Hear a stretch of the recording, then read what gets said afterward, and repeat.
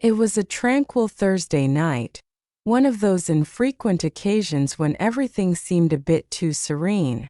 The only sound in the quiet house was the gentle hum of the dishwasher in the kitchen. As I waited for my husband to get home from work, I was attempting to keep myself busy by folding laundry while I sat on the couch. Josh, my son, had recently returned from his part-time work. In order to earn money for his next semester at college, he had lately begun working evenings. At the age of 22, he had developed into a self-assured young man who was similar to his father in many aspects but distinct in others. The house was always energized by his presence, and today was no exception. "How are you, Mom?" As he tossed his keys on the sofa table and entered the living room, he questioned. I grinned. "Yes, I'm simply wrapping things up here. Are you hungry?" I was considering starting dinner shortly. He gave a shrug. "I suppose I could eat. Will Dad be home soon?" My hands stopped moving over the laundry as I froze. "Yeah," I said a bit too hastily. "He'll be home in about an hour." Josh must have noticed something in the way I responded. His brow furrowed slightly as he gazed at me, seemingly attempting to read my thoughts. I averted my eyes and pretended to concentrate on the clothing before me. "Is everything all right?" His tone was informal but tinged with worry as he questioned. I made an effort to grin. "Why wouldn't it be, of course, my dear?" However, I could feel the weight of the unsaid sentiments lingering between us even as I spoke. I didn't even want to admit it, but there was something I couldn't describe. Josh took a seat closer than I thought he would on the couch's edge. His presence was both unnerving and somehow consoling. I couldn't help but notice the tension, the silent pressure that increased with each second that went by. As we sat there, I couldn't help but notice how much Josh had changed and how fast time had gone by. He was a boy racing around the home, full of energy and inquiries, like if that had only been yesterday. Now, however, he was a man, self-assured, confident, and growing more and more removed from the youngster I had reared. "Mom, are you sure everything is all right?" He repeated the question in a quieter, more worried tone. I met his eyes as I gazed up at him. His eyes had a warmth to them, or perhaps something more, that made my heart skip a beat. Frightened me that I couldn't tell. I said, "It's nothing," and got up quickly in an attempt to get rid of the weird feeling that had descended upon me. "I'll start preparing dinner." But I couldn't help but notice how his gaze had lingered on mine as I turned to go. Even though neither of us had yet to accept it, I couldn't get rid of the feeling that something had shifted between us. I tried to concentrate on cooking in the kitchen in the hopes that the routine's normalcy would help me relax. I continued to watch the clock, keeping track of the minutes till my husband arrived home. I found myself wanting he wouldn't, which was odd. A part of me wanted to cling on to this calm moment with Josh for a little while longer, but I wasn't sure why. A few minutes later, as I stirred the sauce on the stove, he wandered into the kitchen and leaned against the counter. He was observing me in a different manner than normal. My heart was pounding because of the intensity in his eyes. "Do you need assistance?" His voice was quiet and almost hesitant as he inquired. I gave a short shake of my head. "No, I possess it. Regards." However, I could sense the tension between us thickening even as I was saying it. I was unsure of how to handle it. I had no idea how to interpret the emotions that were arising within me. Even though I was his mother, my gut clenched as I looked at the clock one more. "Soon my husband will return home. Could you, Josh?" He moved closer, too close before I could finish. The room felt too small, too quiet, and too charged with something I didn't want to define when his hand touched mine while he reached for the spoon I was holding. I was shocked by the intensity of the touch and swiftly withdrew my hand as a spark flew through me. "Mom," he spoke in a gentle, worried tone, "are you all right?" With my heart thumping in my chest, I glanced up at him. I was unsure of how to respond. I was at a loss for words to describe my feelings. I didn't even comprehend it. With a shakier voice than I meant, I said, "I'm fine. I'm just exhausted." However, I was aware that it went beyond that. I couldn't deny that something had changed between us. Unspoken ideas and unacknowledged emotions pervaded the air, and the weight of it all was oppressive. Desperate to divert my attention from the mounting tension between us, I returned my attention to the stove. Soon my husband will return home. Then everything would return to normal, wouldn't it? I knew in my heart, though, that nothing was normal anymore. It was too quiet for dinner. The stillness between Josh and myself was louder than it should have been as we sat across from one another at the table. I made an effort to divert my attention from the stress I could sense growing with each minute by concentrating on the clinking of forks and the quiet hum of the refrigerator. I looked at the time. By now, my husband ought to have returned home, but he was nowhere to be seen. The silence between Josh and me was growing intolerable as the evening wore on. "You spoke with your father today, then?" The silence was broken by Josh's question. There was something beneath the casual tone of his voice that made my pulse skip a beat. I nodded, hesitant to talk for fear of what could come out if I did. I finally said, "He said he'd be home by 8, sounding more natural than I actually felt. However, you are likely stopped in traffic, which is how work gets." Josh took a time to watch me while leaning back in his chair. I could feel the weight of his stare, and his eyes never left mine. The way he looked at me, as if he was trying to figure out something I wasn't ready to divulge, was unnerving. "Are you all right, Mom?" For what seemed like the 100th time that night, he asked again. I shook my head a little and forced a grin. "Josh, I'm all right. Actually, in actuality, though, I wasn't okay." Since I saw how his eyes lingered on mine for an excessive amount of time, I hadn't been okay. There was something there that we both felt but were reluctant to acknowledge. The stress was relieved by my phone vibrating on the counter. Thankful for the distraction, I leaped to my feet. My husband was running late and left a message. "Please don't wait for me." With my stomach in knots, I put down the phone. He had no plans to return home anytime soon. "Does Dad not intend to return home?" Josh inquired, sounding as though he already knew the answer. I gave a head shake. "No, he's not on time." I tried to seem informal when I responded, but the words felt heavy and overly meaningful. Josh gently nodded while maintaining eye contact.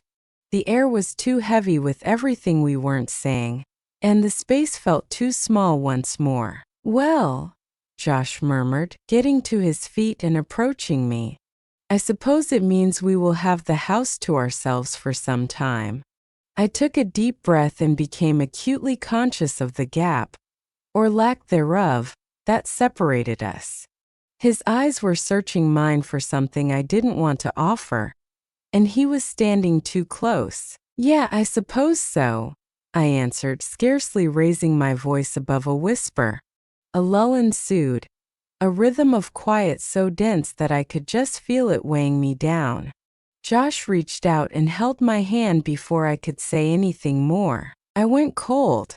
Even though it was a harmless touch, I felt a chill go through me as his thumb softly touched my flesh. I tried to maintain my cool and ignore the way my heart was pounding in my chest while I glanced up at him, but my breath stuck in my throat. He whispered gently, "Mom," with a tone that I couldn't identify. I must speak with you." With my heart thumping in my ears, I swiftly withdrew my hand. "We can't, Josh. I began but was unable to complete the phrase. The words were too heavy, too dangerous to speak aloud. His gaze never left me as he stepped closer. "Please, Mom," he muttered. "Listen to me, please. I'm not sure what's happening between us, but I'm sure you're feeling it too." I retreated a step, despite my body feeling immobile, and my mind urging me to put some distance between us. His words weighed heavily on me, and my heartbeat quickened.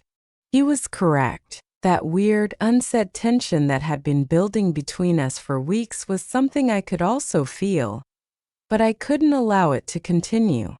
My voice trembled as I said, "We can't do this, Josh. This is incorrect. My son is you." For a brief moment, Josh's countenance softened, and I saw the youngster he used to be, the one who would come to me when he skinned his knee and ask me a million questions before bed.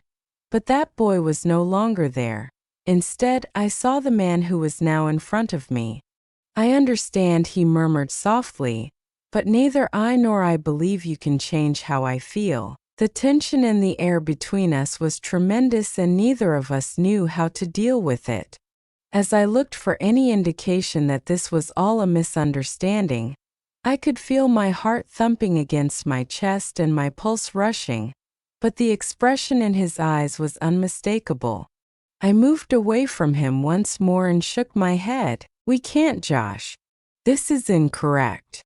Although I'm your mother, I don't love you the way you think or act." Pain flashed across his face as he gazed at me, but he didn't back down.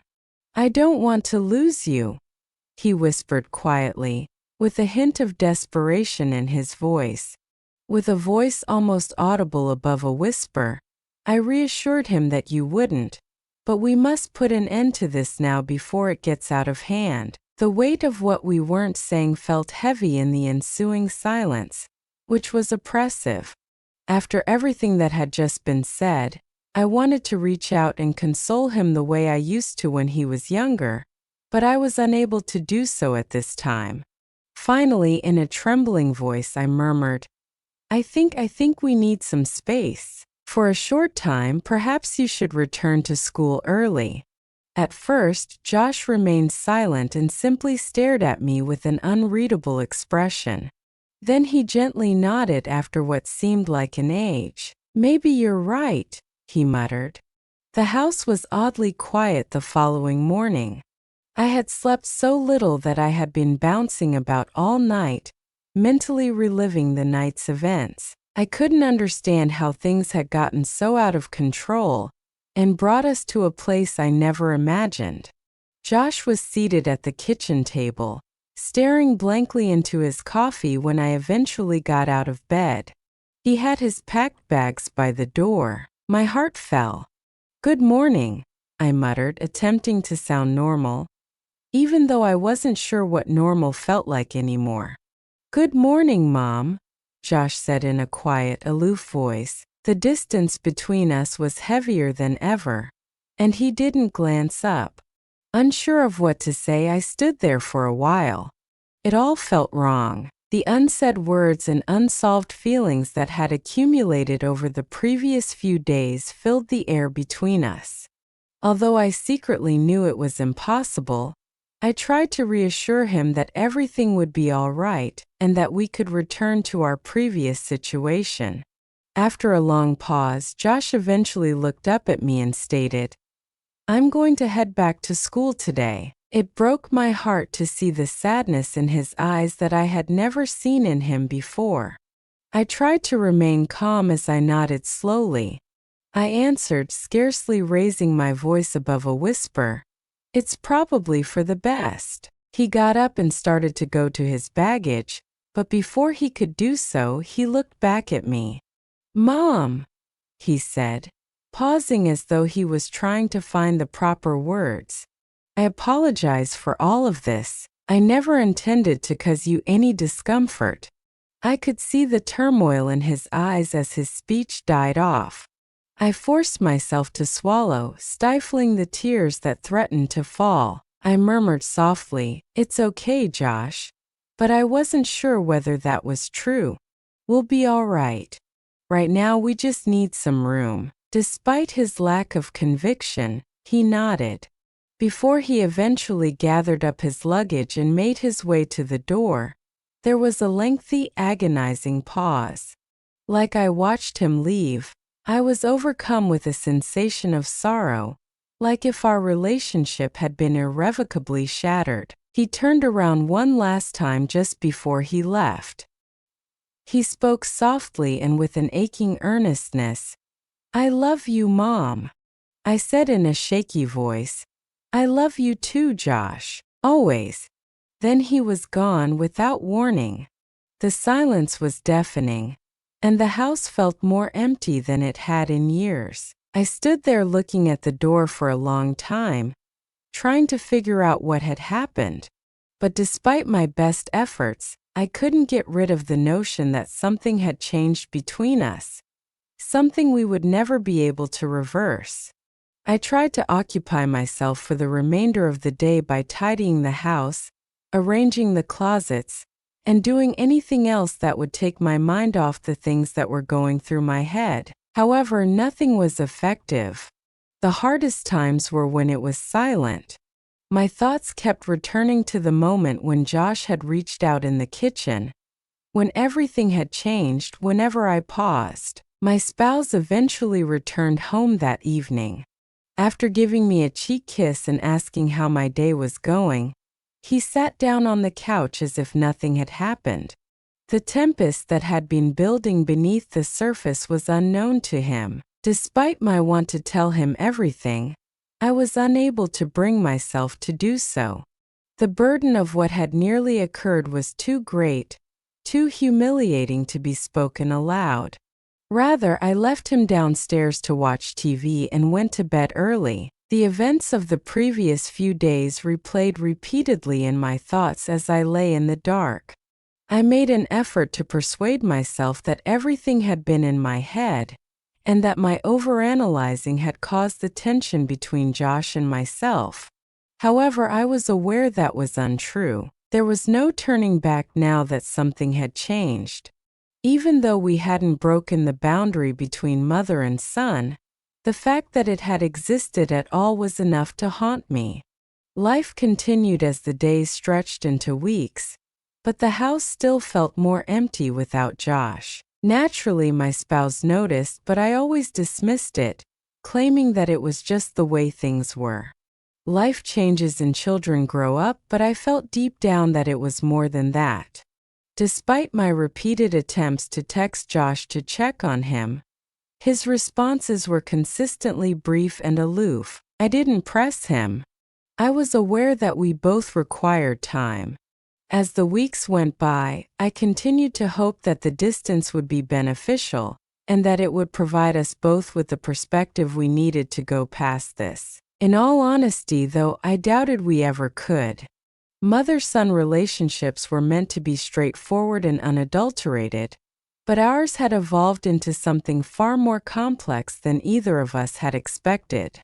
I secretly realized that the change in our relationship had permanently altered us both, despite my desire to think that we could return to our previous state. I appreciate you taking the time to watch and hear my story. Remember to subscribe if you want to see more videos like this.